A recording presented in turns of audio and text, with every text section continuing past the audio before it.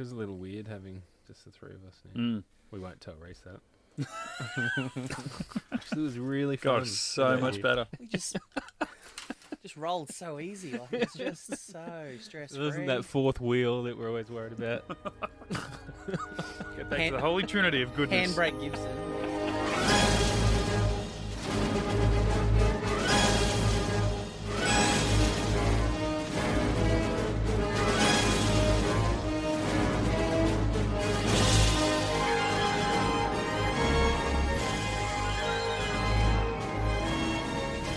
Get Into Gates. This is episode 14, covering episode 15 of SG1 Singularity, the 75% of the main group of Get Into Gate right here. My name is Mitch. To my right, Yo. Matty Gibson and Brennan Gibson over there. Hey, what's going on? Now, this is a show, we are all Stargate SG1 fans. We're here, though, to let the newbie to the show, Rhys, experience the show for the first time. We're sort of experiencing along with him, but he's not here.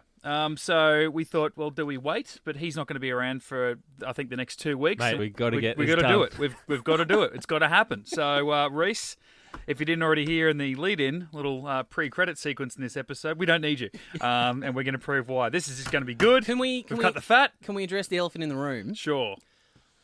Rhys is at a family function today. Mm-hmm. That's why he can't be here. Loser. Now, if you don't know, Rhys and Brendan are brothers. So Rhys is at a family function. Brendan. Yep.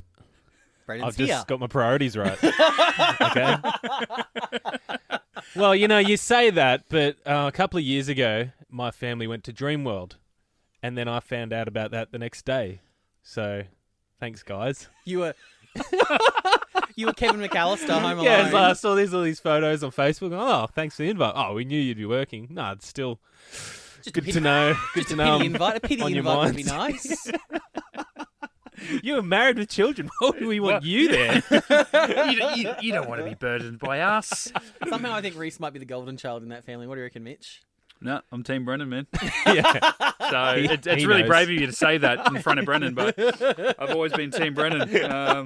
And I'd say that to Rhys's face. I'd say it to your face, Rhys. If you I were would here, say it to your face. but you're not. We've both agreed that, anyone born in 80, whenever the they were born, Lincoln and Reese, 87 or Yeah, something. it's a bad year. They're just losers. There's not much else to it. The older brothers are legendary. Yeah, it was really, it peaked. And, we've been trying to find our way back since then, humanity, but just not happening. And you know what else is not happening? This episode. Let's get it on a roll. We're actually trying to avoid talking about this horrible episode. Oh, you say horrible. See, now we said that Rhys wasn't going to be around today, and he's not going to be around next week either. That you said, oh, well, look, it's only Singularity, and next week will be Korai. It's not going to matter. And so I'm like, okay, myself, I'm a big fan of SG1 like you guys, but I haven't watched these episodes in probably 15 years. So That's fine. You don't need to. okay, let's do what we have been doing. And if you remember our last episode, we've got a little bit of extra flavour we're gonna chuck on the end of this. See if you can see where. Carter returns with the sole survivor of a planetary plague, a little girl, Cassandra. As they become attached, Carter discovers the girl's terrible secret, a time bomb planted by the Gould. Can Walter save the girl and the world? I love in that synopsis they felt there's limited words there for word economy. They thought, no, we have to put this little girl's name in. Like we have to go comma no emotional Cassandra comma connection. and then keep going. Now, okay, on that, I know we don't find out her name until about halfway through the episode when she decides to start talking. Not but very alien. Is she the first alien that we've met with a human name? Yeah. Everything else has got an apostrophe in it. It's said with like a breath or something. Like, Yeah. I think so. is it just to really humanize the whole thing? Oh, look, I've got a cousin Hathor, but we won't worry about it. There's huge Stargate fans in your family. Yeah. Well, I mean, on her, I mean, if she is indeed the annoying part of this episode that you guys are talking about, I thought, and not that she was bad after or anything, but I think for a child, there's no one else even close to her age in this entire cast. Her to stay silent in those situations and be, this character that is a sole survivor of this, genocidal plague or whatever. I actually thought it was very good child acting, the way she sort of stayed so mute and, she didn't emit a lot of things, but at the same time, you could understand why people were feeling sorry for her and stuff. But I think once she started talking, it's like, it makes her a little bit more human. And I think she lost that connectivity that I had to her when she was just this mute alien or something. I don't know. Yeah, was never drawn to her. Like, I didn't find her interesting. Like, even when she was mute or when she was talking, like, I was nothing about her sort of sucked me in to be like, oh, I care about this little kid, which is really brutal if you think about it. Like, I'm a monster, clearly. But you hate kids, and that's on the record. That's I wanted fine. to shake her. That's what I wanted to do. Just shake her. Well, that's the thing. Say too, is something! that, of the 3 people in this room and on the show, Brendan and I are the parents, and I'm like, I wouldn't be giving my kid that much leeway. Like, No. oh, you don't want to talk now? That's fine. I'm like, dude, you've got about 6 seconds before my foot is up your ass. Yeah, I'll leave you here. I don't care. I'll leave you in this dark room. You going to say something? No? Okay. just Eat feel your like- vegetables. There were just so many scenes of just Carter and Cassandra. Like, so many Oh, of them. dragged on. And it's just Carter talking to a brick wall. Yeah. And I get you have to have that. Well- It's the bonding between them and, you know, Carter slowly being let in by Cassandra, but I just felt like it dragged. For a action sci-fi show, it just dragged and dragged on. Because really, I mean, you're sitting in these rooms, you know, in Cheyenne Mountain where there's just grey walls and a cot in the corner, and it's just these. So the scene relies on these two to be really engaging. And I mean, we know Carter is engaging. I mean, she's great to look at. She's really intelligent. You know, she can run a monologue. But this, to me, pointed out the fact that she needs someone to bounce off. And that's why I was kind of just like, oh, God. But, you know, when is you this gonna end? can't polish a turd, Matty. And as you know, this episode was written by our favourite Robert C. Cooper. And you say it's like talking to a wall, and I feel exactly the same. Actually, I have an adjustment to make. I was giving in crap to Hathor last week. Jonathan Glasner and Brad Turner, the creators. God, I'm an idiot. It's Brad Wright. Brad Turner, it's just a fly-by-night director. I don't know why I got him confused with Brad Wright. So, I just That's forgivable. that was Because it flew over all our heads, I yeah. think. Maybe we obviously knew who you were talking I was about. obviously not listening. yeah. And the other thing I got wrong is I said the Gilmore Girls revival was on the 25th. It was actually on the 28th. Oh, no, Yeah, I no. picked that up when I was Mate. editing the episode. I thought, Matty is I going went to on kill to himself. Netflix on 25th and it wasn't there. And, you know, I because was of that, devastated. Brendan will never watch it. Only Although because of that. I did search Gossip Girl. So Yeah, bang. You get all 6 seasons of that, I'm sure. How do you know that there's that many seasons? My Mitch? wife watches them. I walked in and out. Sure. Good chat. Season 7 of Vampire Diaries came out in other news. No, They're still my making wife that, eh? watches that. Yeah, Yeah. yeah. Wow. Pretty Little Lies. Anyone a fan of that? No, let's move on. You know who? You guys sound bored. You know who else seemed bored by this episode? Michael Shanks. Oh God. Watch yeah. the first 20 minutes of this again. He's looking at that blank grey wall and just like pick my. Let's look for my favourite spot. Oh, there's my favourite spot. Hang on, I lost it. Oh, there it is. Do you know? He had nothing Yeah, going well, for that's the what first 20. he's like. Carter, you don't have to do this alone. I'm bored. I want to help you with the kid. To me, that's like a theme through the episode because I feel like the costumers and stuff were really bored and not paying attention as well. I've got a couple of screen grabs. We might even chuck them up on our Instagram or something like that. But when they first get to the planet, sort of right early on, they do their decon thing. There's a shot of Daniel and Carter, and Carter's Tari Earth symbol patch on her shoulder. It's upside down. Yeah. I think I saw Didn't that. they learn after Teal'c's? Yeah. I saw that recently. I think Badana was watching Continuum, the last movie, Oh, yep. and I was like, "This is why I married you," because I came in the room. She's watching Stargate by herself. Oh, not even prompted by you. No, she just put it on. Mate, if you hadn't wifed that, I would say wife that. Yeah. Well, she didn't know about Stargate till she met me, and obviously she was that interested that she sat down and watched this 1990s sci-fi, and I'm like, all That's right, awesome. no, you're pretty good. That's awesome. I'll keep you around. That's awesome.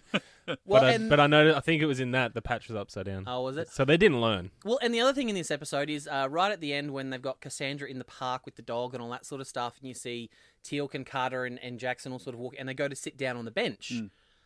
You can see Daniel's mic pack on his belt. Oh, no. Really? Yes, you can see, and the antenna's pointing down, but you can see this big like mic battery from his lapel mic. So good. And I was That's like, I always four wondered where they people hid heads. those. Yeah. The mics, that is, not the battery packs, but the mics themselves. not even like under his clothes, but literally just clipped onto the outside of his belt, and he's wearing tan pants. Of course he is. He's Daniel Jackson. I'm like, I didn't want to shoot ahead because this is He's just one shirt away from You know, I thought he dressed like Chandler from like mid-90s Friends, like oversized long sleeve shirt. Like we joked with Rhys the other week when we had the fake Daniel funeral, and we saw Teal'c in a hat for the first time. But that was otherwise he was very much Teal'c. Oh, I wish Rhys was here to talk about. I know, Teal'c's and hat you in said this it one. gets so much better, and that was the first thing I saw. Was his? Was it a different hat? I'm pretty sure it was bigger. Okay, it might have been the same, but it was bigger. Yeah, it seemed bigger. They're too costuming. It was too much, I think, in the end. Like O'Neill looked like an O'Neill, Carter wearing, sort of high cut jeans and stuff. But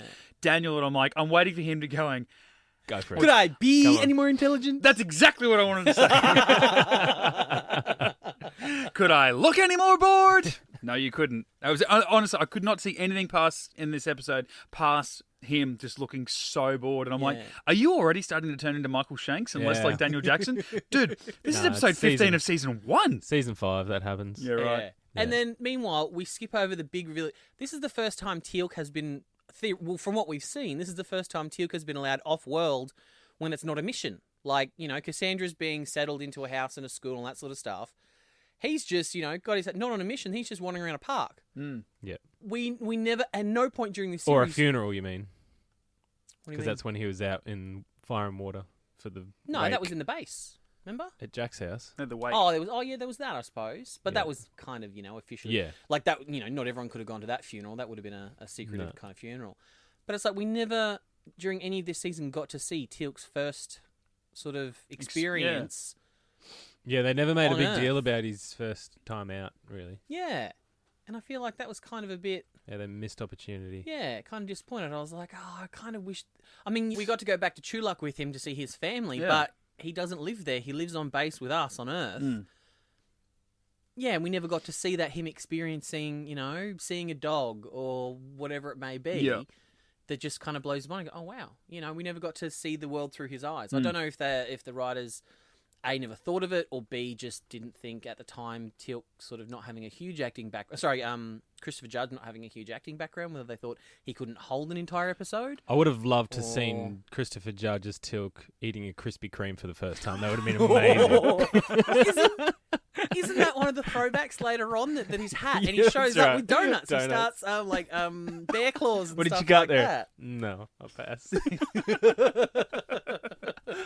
Thing is, I was excited about this episode, despite it being Robert C. Cooper, because at the start they're like, "We're going to see a singularity. It's going to be a black hole." I'm like, I love black holes. They're awesome.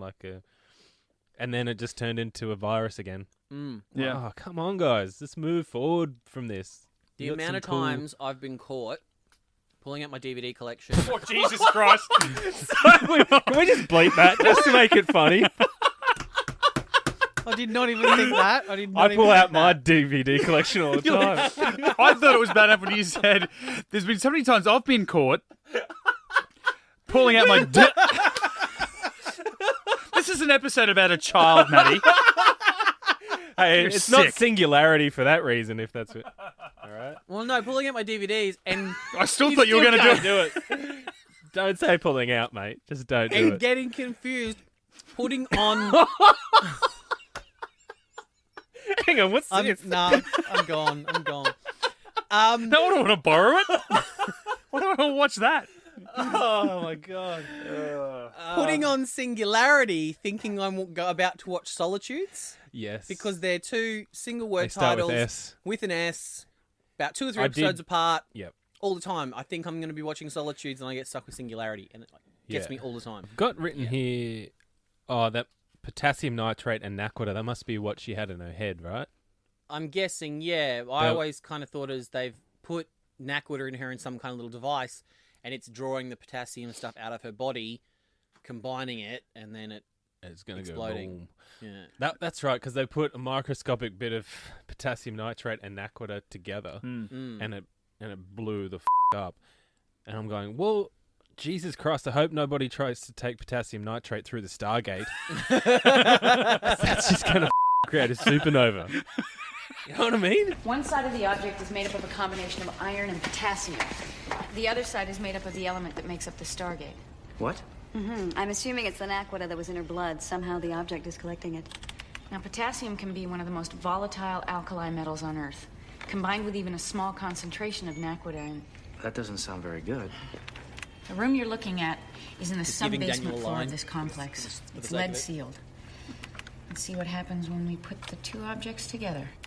Where are the samples? I'm only using a microscopic particle of each.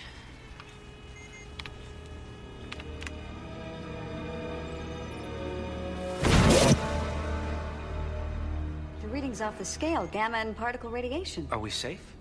Yeah, but we have a big problem. Well, if 2 microscopic particles could cause that. Then the object inside Cassandra could cause a nuclear reaction 1,000,000 times bigger. But they really shot themselves in the foot with that. Yeah, it's If like, well, you're really going to go by that's law now. potassium nitrate. Yeah. No bananas going through that through the gate. You think it's bad luck taking a banana on a boat when you go fishing? Do not take one off world. Wow. That's funny. Obviously, they never went back to that. They were like, well, that's ridiculous. Yeah. Thanks a lot, Robert! Robert! Now, there's one scene I need to play for you guys. Now, I mentioned before that there's a lot of Carter and Cassandra scenes. And there's one scene thrown in here in between two of those scenes. And I feel like the only reason it exists is to give a bit of breathing room so we're not cutting from one Cassandra Carter scene into another Cassandra Carter scene. And it's Teal'c and Jack back on the planet having a little sleepover in their sleeping bags and waiting for the Singularity to arrive. I picked up this weird vibe during this scene. I'm going to play it for you and just see if you guys can pick up what I got out of this scene. This is fun. Only 8 hours to go. Sweet. I still do not understand this black hole. Well, a black hole is this really big thing. It's basically it's a Oh, well done. This is unedited. This is the broadcast version. hole out there.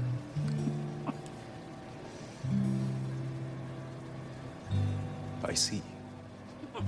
And what happens is everything gets sucked into it, even light. That's why we can't see it. Just gets sucked in. Thank you. Sure. So weird. Wouldn't it be so great if Teal'c just went, I can't quit you on you. That would have been so great. I knew how to quit you. Oh, well done. Good on you, My Matty. bad. Do you know the best part about that? Is I did not have to edit that in terms of timing. That song just slips in there perfectly. What? Did you need to say slips in Black there? hole slips in, sucks. What else do you want? All the metaphors you All need right, right as there, I was doing folks. it, I spit on my hand and So yeah, that was just a weird, just checking in with those two. They're back on the planet to give us a bit of breathing room so we can go back to yet another boring Carter and Cassandra scene. Oh, now you're just talking about just before that with the rules of the potassium nitrate and naquita. This is actually the first time they've mentioned the word naquita, haven't they? Like they've always think so. talked about the substance or the element that the gate is made of, but they've never actually given it a name before, Yeah, have they? because I feel like there's an episode in season 2, and it revolves around naquita, and they're just saying naquita like 20 times, like it's just. Yeah. And I remember watching that and going, "What the hell is naquita?" I feel like it was kind of slipped in this episode, and we just assumed that everyone knows what it is now, and from now on, it's just not the element the gate's made of; it's just naquita. Which to me, it's like it's a big slab of stone. Yeah. Are there conduits in it with like a liquid naquita? Like what? We never actually got into that kind of aspect of. No, and The you wouldn't expect to superconductors either, really, and- because how would they explain it? Yeah, well, that's what I mean. Like I guess I was just sort of confused because the gate always just looks like this big piece of stone. Yeah. So we're like, well, can we see the naquita, or is the naquita under the stone? Like Yeah. what? Yeah, but that's just me being a sci-fi nerd, just wanting to know stuff. Oh, yeah, me too. I always thought about that, especially like, okay, so it spins, and then how does it actually form a wormhole? Like, Yeah, you think there had to be some kind of energy projection somewhere to create the wormhole, wouldn't you think? yep. Cooper. Yeah, damn you, Cooper. And also, I know that when we've done the quizzes with Rhys, we've asked him about system lords. And this is the first time we've ever heard of Nearty? Nearty, yeah. Is this the first time that they've ever been mentioned? Yes. Yeah. Nearty mentioned as a man. We do find out later on that Nearty actually has a female host at a certain point. And this is the first one I think we've heard of based off a Buddhist religion. Nearty being one of the Buddhist gods, which is interesting. Now, I know that Daniel wasn't the one that saw them. It was all Teal'c and O'Neill still on the planet, but I feel like, I don't know, should they have made... I know there's a lot of other stuff going on in this episode as they were nearing the end of it, but should they have made maybe a bigger deal of that it wasn't another Egyptian-based god? Or maybe... I feel like maybe because it's such an early stage, they didn't want to waste an Egyptian god on a potentially throwaway character. Yeah. So they're like, oh, okay, we'll call it this other god. Yeah. And that way it's not going to eat into something we've got planned later on. But then I feel like later on they've gone, oh, we need a god, someone who's, oh, wait a second, there's that Nearty one that, they've had encounters with but have never actually seen before. Yeah. I just mean in the interim, I just feel like if it was Daniel on the planet, it would have been mind-blowing for him because so far it's all been these Egyptian gods, and has there been one non-Egyptian god in one of the last couple of episodes? I can't remember now. Brief Candle, it was a Greek god. Yes, that's right. Yeah. And then of course he seemed to make a big deal of that at the time. Daniel or whoever discovered it was like, oh shit, this really expands, the mythology of what the Stargate is and who dealt with it. So I figured they maybe should have touched on that a little bit more in this episode, or maybe the start of the next one. But I mean, we'll get to that next week. But even given that in the first episode we kind of see some of the other Goa'ulds, at the choosing, and they've got these big African headdresses and Polynesian looking and all that sort of thing in the style of their clothing, and they kind of just glossed over that as well. So it's an interesting take. Now, I know you said, Brendan, you really wanted them to get more out of the whole black hole nature, which would have been amazing because I'm like you too. It's just that whole phenomenon is just awesome, and it would have been great to see this show explore that. But it was just sort of the basis of kicking off this story. Now, the eclipse was happening on the alien planet. Yes, it was sort of the sun that was. Yeah, I was trying to figure out what was actually happening. I assumed there was a black hole somewhere in that solar system, or at least that part of the galaxy that was visible, and I assume once the moon or the sun came in between. They were able to see it from that planet because there was an eclipse on that planet, yes? Yeah. And I know that they were waiting, and they when they actually left the room, once they realised that Nearty was in the Goa'uld ship in orbit, they'd been there for, I think the recording time on the screen said about 14 or 15 minutes, but it still looked like there was an eclipse happening. And yet they ran outside to go run back to the gate because they were like, shit, we're going to get blown up here. And it was perfect sunlight when they ran outside. Now, is that just nitpick for me, or did I miss something? Did the eclipse sort of shift onwards? I don't know. No, that was kind of it, because that was the only reason they were able to view her ship, or Nearty's ship, was because of the eclipse, and the telescope was pointed that way, and they were able to change it. Yeah, it was just lazy writing. I'm glad you agree. One though, when they were running back to the gate, and one just tiny little effect, I guess it's just a throwaway thing, but what I did like to see, I don't think we have seen it before, was when Teal'c and O'Neill jumped through the gate when they're being fired at by the Goa'uld gliders, and the debris actually came through the wormhole with them too. They go through, and then it's just giant rocks, but also dust, the tiniest little particles. Obviously, it breaks it down to molecular level, but it still reformed in, I just thought that much looked really a person, cool. It kept its velocity once it was reformed on the other side. That was a nice touch. That was really, really, really cool to watch, yeah. I did find it funny that none of the Death Gliders managed to get anywhere near them. Yeah. And they didn't even really zigzag too much, and then they didn't get hit. They're like the stormtroopers, really. Yeah, this is when Jafar stopped being menacing and start becoming stormtroopers. And I'll talk about it next week in the Karai when they become really, really, really stormtroopery. Yeah. Now, obviously, the big end of this episode was that the explosion within Cassandra, it cannot be stopped. They can't take it near the gate. It's so going to happen. They've actually got it down, pinpointed to the second that this thing, because it's essentially a machine that's inside her. It's going to happen in an hour and 52 minutes or whatever. They have to get it to some place, and they go and take it down to the bottom of this bunker. And again, I haven't seen this episode in 15 years. Now, I know knew for a fact rather that Cassandra was not going to die, but I forgot how they got to the point where she didn't, because everything was pointing to the fact that she was going to explode at that point. And I thought, was she going to stay down there for good? Was that why she overpowered O'Neill and said, no, let me be the one to take her down? And she didn't. She went down, put her down, and then she woke up and calmed her down and said, no, I'll be right back. Like locks her up for good, watches her cry, goes upstairs. Yeah, that's what I thought. I'm like, obviously, I'll be back after you blow up. You two fathers just sitting there, just bawling. Oh, no, she's annoying. Strangely, it didn't affect me like it did with whatever that episode is called, Cold Lazarus did a few weeks ago, and I don't know why. Whereas this was an actual child, and that was just like a mirage. Well, I can tell you why. A piece of glass. Shit writing, mate. You don't give a shit about them. But while we know that obviously Cassandra now lives to fight on another day, this show, it's got its boundaries, and we were laughing before we came on air. I think we even recorded some of it. Maybe we can cap off the episode with what we were saying when I hit record. Should they have sacrificed her? To have that, have Carter really take an emotional hit, because Daniel, okay, his wife isn't dead as far as he knows. At this point, she's out there somewhere. She's alive. Teal'c, he's nearly seen his son die, but he's separated from his son of the threat of their lives. O'Neill has already lost a child. His marriage broke up. Like, everyone's had a really big hit. So far, Carter hasn't sort of got to that level yet. And she's never been... I think even a couple episodes ago when one of the aliens, first time they meet, said, hey, you're a woman, help me deliver my own child. She says, just because I'm a woman, I don't know what I'm doing. Yet, at the start of this episode, this girl attaches herself to Carter, and she grows very maternal over the course of, the 42-minute episode or whatever, in a couple of days, whatever it lasted story time.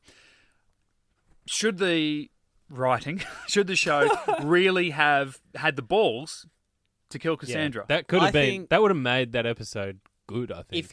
If this show had aired on like HBO, she'd be dead today. Yeah, like first episode, full frontal nudity, phallic snakes climbing on women's breasts, all that sort of stuff. From that to this episode, Cassandra totally would have died.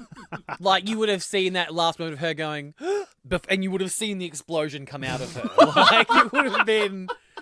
Her head goes first. It would have been like that episode of Game of Thrones. Like, it would have been, But I guess they were trying to make this a more family-friendly... Yeah, they had to. Happy ending. It's PG. But I feel like they wanted the happy ending in this one, so they've kind of done it this way. The thing that annoyed me the most is that we sat through these boring scenes with Carter and Cassandra, having them bond. Yeah. Carter saves her life, but the payoff is the end is she goes and ships her off to live with Janet. Yeah. So the writers are like, oh, hang on, Carter can't keep her. Shit. Have a listen to this, Mitch. I've got a bit of audio here for you to play. It's quite literally they're playing up this single mother metaphor with Carter and Cassandra of Carter wanting to do this on her own. How is she?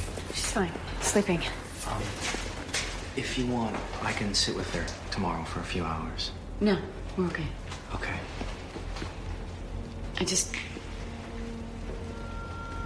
I want to do this. Okay. Violins. But I guess what I'm saying is that you don't have to do this alone. Thanks.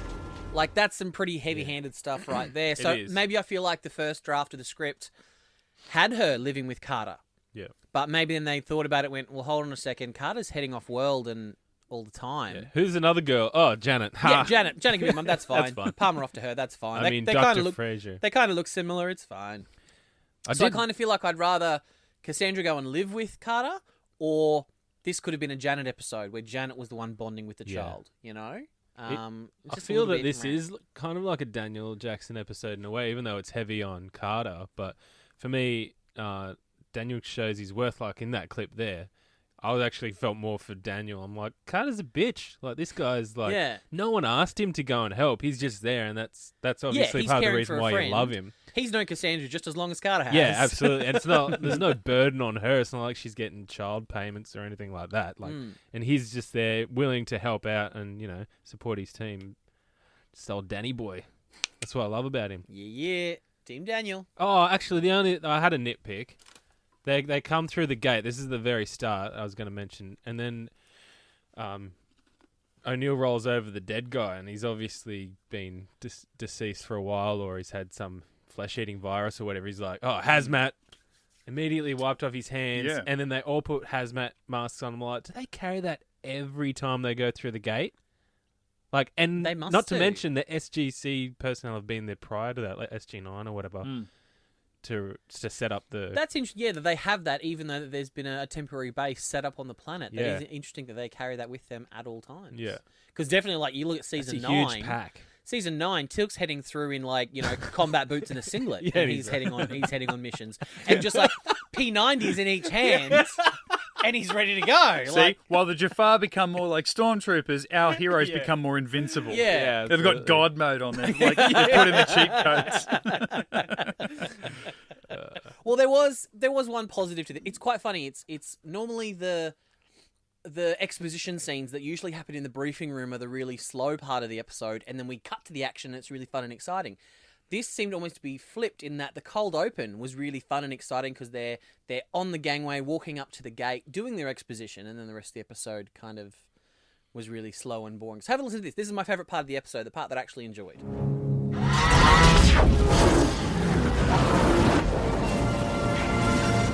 So what exactly are we going to see after this eclipse begins? I mean, it is black and it is a hole.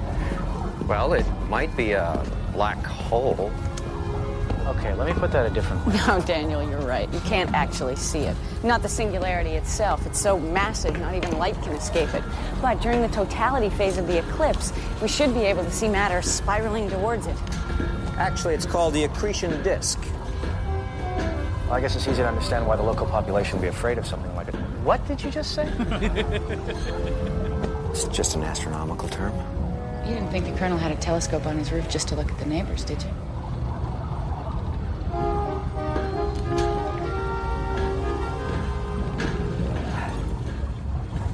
Not initially. Like, it's quick, it's snappy, It's it's good. fun, it gives you all the information you need of where they're about to go. There's that funny little bit where Carter does a bit of physical comedy where she goes the swirling and she does this cool little hand gesture as she's doing all that. Tilk doesn't say anything. Tilk doesn't say anything. Obviously, we know that he has a telescope on his roof, but how does she know that? She's been doing some spying of her own, old Carter. Maybe she stayed around to help clean up after Daniel's funeral. Well, she got drunk. That's right. Yeah. He's That trying to slip her a amazing Mickey. bar. All right, that is episode 14 of Get Into Gate, episode 15 of season 1 of Stargate SG-1 Singularity. Onwards and upwards from here, boys. We're going to do a big wrap-up at the end of the season. Our top 7, our mid 7, and our bottom 7. I can only guess where this is going to place for you two. Thank you very much to Brendan and Matty. Brendan, where can we find you on the socials, brother? Matt the Brendan Gibson. And Matty? High Pitch Matty on Instagram. Myself at Mitch_Lewis, Twitter and Instagram. Everything Get Into Gate. You can find us on Facebook, Twitter and Instagram. Of course, as Matty said before, we got some pictures that we'd like to show you of this episode. Some of the horrible costuming you said. So go to our Facebook and Instagram pages to check that out. And everything you can find that we as a team do. We are part of Get Into Geek, movie reviews, news, and other podcasts or other TV shows as well. Everything getintogeek.com. We'll be back next week. Rhys, that is still a question mark. We'll find out for episode 16, The Core Eye. I think it's just Core Eye. I just want to see how excited you got when I said it. So. That's about as excited as you can get. It has a the. It doesn't. GetIntoGeek.com. The amount of times I've been caught pulling out my dick. Oh, Jesus Christ. Can we just bleep that just to make it funny?